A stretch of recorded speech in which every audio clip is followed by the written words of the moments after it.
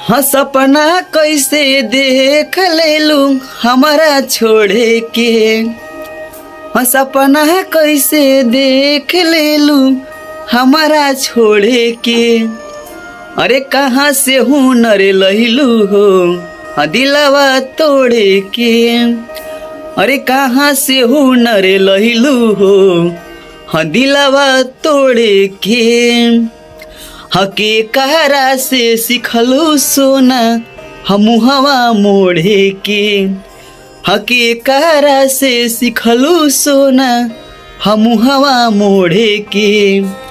त कहाँ से हुनर लहिलू हो दिलवा तोड़े के। त कहाँ से हुनर लहिलू हो दिलवा तोड़े के। हेलो दोस्तों, नमस्ते, प्रणाम, छोड़ रंजीत जी ना। तो ये सॉन्ग बहुत अच्छा लगा सुनकर और ये सॉन्ग बहुत ही अच्छा ट्रेंडिंग में चल रहा है। तो आप लोग इस सॉन्ग पर खूब से खूब ज़्यादा से ज़्यादा रील्स बनाइए, खूब प्यार दीजिए।